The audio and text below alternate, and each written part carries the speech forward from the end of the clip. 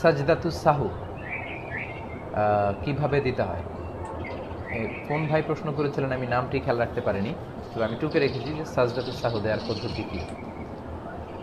সম্মানিত ভাইয়েরা, সাজদাতুস সাহু দেওয়ার 3টা পদ্ধতি আছে এবং মজার বিষয় হচ্ছে 3টাই সহিহ হাদিসে আছে। সাজদায়ে সাহু কখন দিতে হয়? যখন আমরা কোনো ওয়াজিব তরক করে ফেলি অথবা নামাজে অতিরিক্ত কিছু করি, তখন আমাদেরকে সেজদায়ে সাহু দিতে হয়। পদ্ধতি 3টা।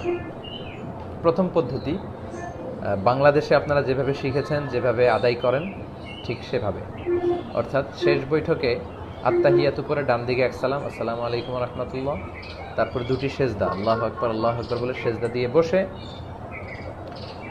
তারপরে আপনি সেজদা দিয়ে বসে আপনি আবার তাহিয়াত, দুরুদ এবং দোয়ায়ে মাসুরা পরে সালাম ফিরিয়ে নামাজ শেষ করবেন। এটা বাংলাদেশে এস্টাবলিশড, সবাই প্র্যাকটিস করে, এটা সহিহ হাদিসে আছে, কোনো সমস্যা নেই, করতে পারে।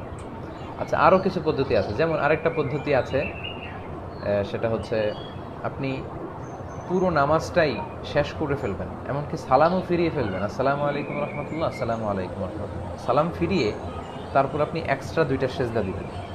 এটাও সেজদায়ে সাহু হয়ে গেল, এটাও সহিহ হাদিসে আছে। ইল্লাল্লাহ জিকির, আচ্ছা ইল্লাল্লাহ জিকির করা যাবে। তারপর তাহাজ্জুদ, বিতরের সালাত, আল বিতর। সেজদায়ে সাহুর 3 নম্বর পদ্ধতি হচ্ছে পুরো সালাত শেষ করবেন, শেষ বৈঠকে বসে তাহিয়াত পড়বেন, দুরুদ পড়বেন, দুরুদ পড়ার পরে দোয়ায়ে মাসুরাও পড়বেন, কিন্তু সালাম ফিরাবেন না। সালাম ফিরানোর আগে আপনি 2টা সেজদা দিবেন, 2টা সেজদা দিয়ে তারপরে আপনি সালাম ফিরাবেন। তো তাহলে আপনার সেজদায়ে সাহু আদায় হয়ে যাবে। এই 3টাই সহিহ হাদিসে আছে।